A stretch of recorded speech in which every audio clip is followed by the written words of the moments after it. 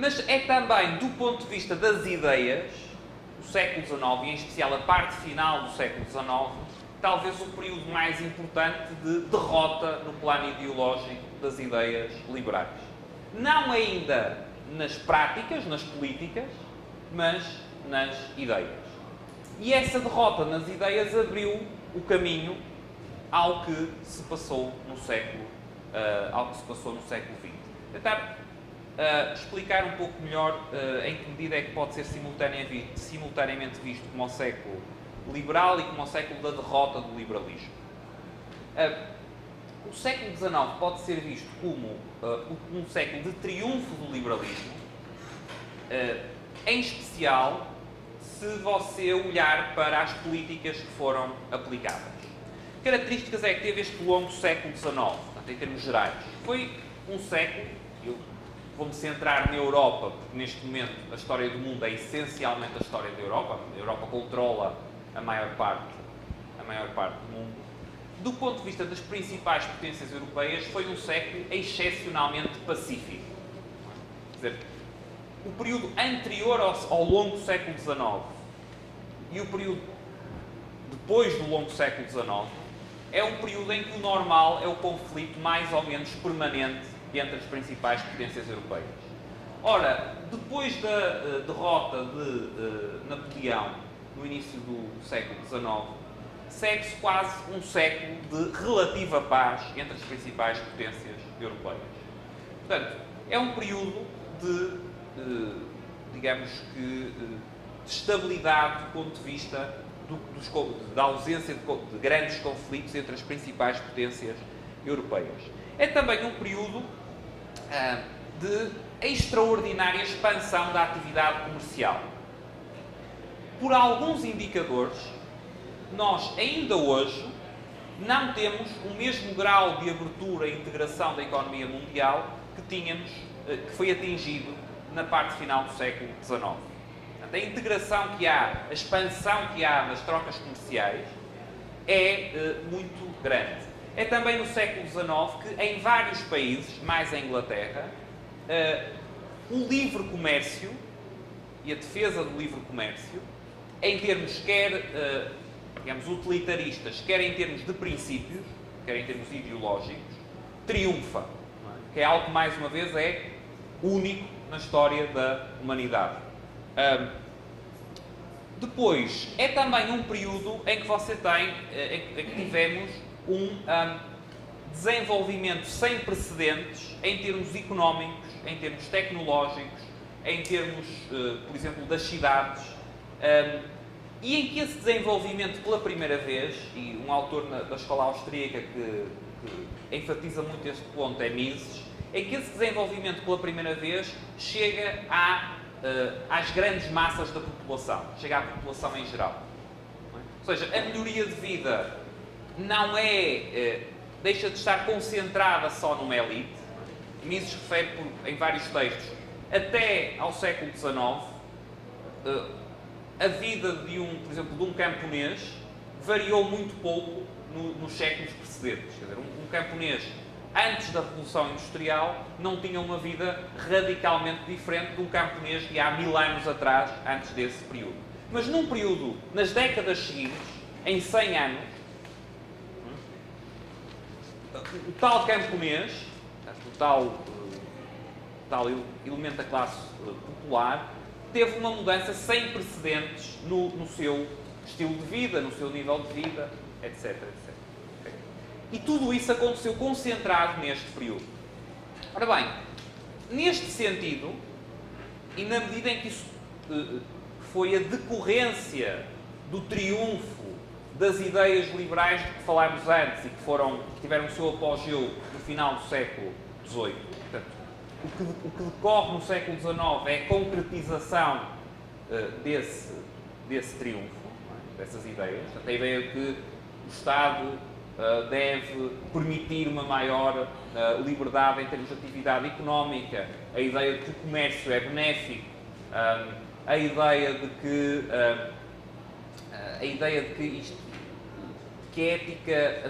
a ética burguesa, que a ética da interação voluntária, não é uma ética menor. Ou seja, isto é uma autora que enfatiza muito isto é a Deirdre McCloskey, que trata muito, tem vários livros sobre o tema da bourgeois ethics, portanto, a ética burguesa. O final do século XVIII e o século XIX é a primeira, no contexto europeu, é a primeira vez em que o ser comerciante não é necessariamente objeto de vergonha. Não é uma atividade condenável. Quer dizer, na maior parte das sociedades que historicamente existiu, a figura do comerciante é uma figura, quando muito, tolerada. Mas é sempre associada a uma série de vícios. Portanto, a classe burguesa é sempre vista com desconfiança. Uma das razões históricas para as perseguições aos judeus é que os judeus se dedicam a que atividades? Se dedicavam historicamente, por exemplo, na Europa, à atividade comercial e bancária. Logo, arcavam com todo o ónus resultante da própria atividade. Até o período em que, do ponto de vista ético, do ponto de vista militar, do ponto de vista comercial, etc., as ideias liberais triunfam e são aplicadas, triunfam em termos de aplicação e resulta num período de prosperidade. É também um período, por exemplo, em termos monetários, um período com maiores ou menores problemas, é o período do padrão ouro, a nível internacional também. Portanto, em termos monetários, também um período de triunfo das ideias liberais e da relativa estabilidade, não manipulação monetária, menor manipulação monetária. Okay? Em que sentido é que, ao mesmo tempo, o século XIX é um período de recuo ou de derrota do liberalismo? Porque é ao longo do século XIX que, não obstante tudo isto que está a se passar, não obstante a paz, não obstante o comércio, não obstante a prosperidade, é ao longo do século XIX que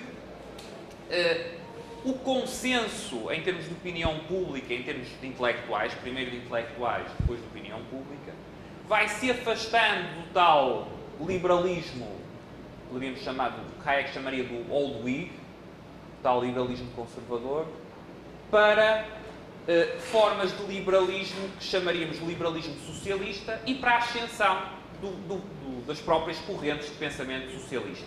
Primeiro os socialistas que Marx chamou de utópicos e depois o próprio pensamento marxista que se torna rapidamente, extraordinariamente influente no final do século XIX e que marca, creio que aí não precisarei dizer, todo o século XX e mesmo o período contemporâneo.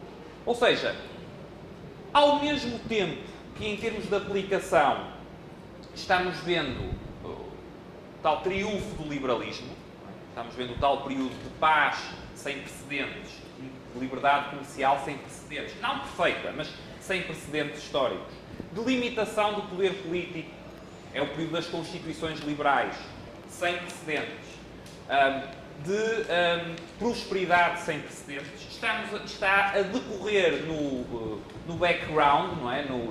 Por trás do palco, as ideias liberais estão sendo progressivamente derrotadas.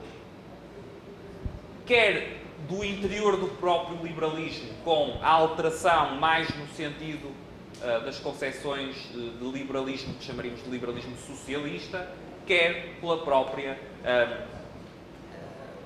ascensão das correntes socialistas utópicas e do marxismo.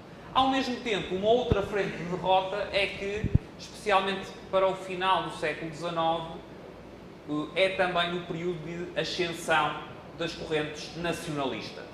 Ou seja, é quando, associado à industrialização, surge ou começa a impor-se uma ideia, ou reimpor-se uma ideia de concorrência entre as principais potências europeias, e onde isso é mais visível é entre a Inglaterra e a Alemanha. Não é? A própria unificação da Alemanha em torno da Prússia dá-se em larga medida com a justificação de combater a hegemonia inglesa. Quando a Prússia, na segunda metade do século XIX, principalmente na década de 70, consegue a unificação da Alemanha, até aí não tínhamos a Alemanha como um país uno, não é? Tínhamos vários Estados, quando a Prússia faz essa unificação, uma das razões fundamentais para essa unificação é combater a percepção da hegemonia inglesa. Não é? Temos a ascensão também aí do nacionalismo. E, portanto, como pano de fundo do tal triunfo prático do liberalismo, o que temos é as ideias liberais sendo, basicamente, saindo de cena, perdendo espaço. Talvez o melhor exemplo prático disto, porque ocorre na mesma pessoa, não é as ideias de uma pessoa serem substituídas pelas de outra, é o caso de um autor que é importante, quer para o que eu chamei de liberalismo conservador, quer para o que eu chamei de liberalismo socialista, que é John Stuart Mill.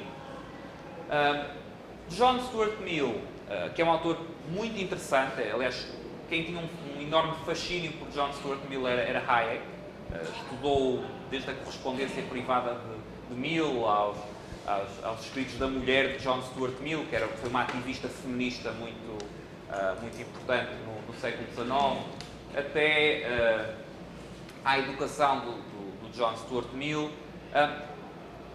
O John Stuart Mill era filho de um economista clássico, portanto, que se inseriria em larga medida no liberalismo clássico, chamado James Mill, e ele tinha uma inteligência prodigiosa, a partir de uma idade muito pequena aprendeu uma série grande de línguas, escreveu também começou a escrever textos de natureza enciclopédica ainda na pré-adolescência, portanto tinha uma inteligência prodigiosa. Por via do pai, conviveu com as principais figuras da Europa, do liberalismo europeu e do pensamento europeu na época, e John Stuart Mill começou por ser um liberal no sentido clássico, se quiséssemos, um liberal conservador no sentido clássico do termo, embora isto tem sempre alguma simplificação. Mas, ora, gradualmente, há quem diga também em parte por influência da mulher, mas isso é uma discussão mais sobre a biografia de John Stuart Mill, que não vamos ter aqui.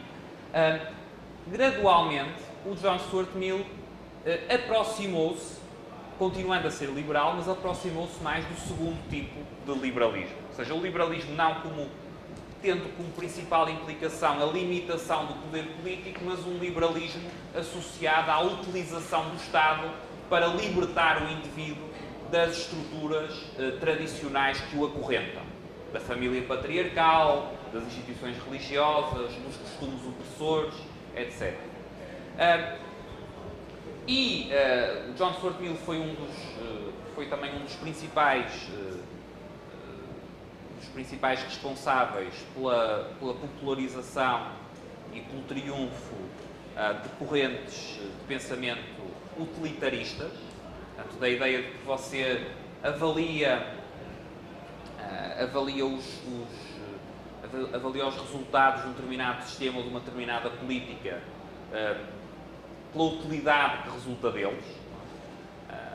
Já agora, um autor na escola austríaca que tem uma forte componente utilitarista é Mises, um autor que tem uma raiz utilitarista forte.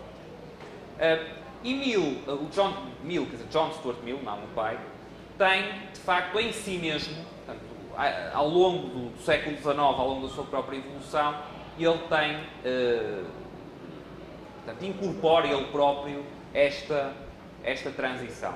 Daí que hoje seja possível ter com igual legitimidade quer liberais do primeiro tipo, quer liberais do segundo tipo, quer socialistas, citando em seu apoio escritos de John Stuart Mill. Não necessariamente porque está sendo mal citado, ainda que por vezes também provavelmente será mal citado, mas porque de facto ele teve estas diferentes posições e esta evolução ou involução, depende da sua perspectiva, intelectual ao longo da sua vida. Portanto, é um autor que é uma boa ilustração do que se passou em termos ideológicos no século XIX.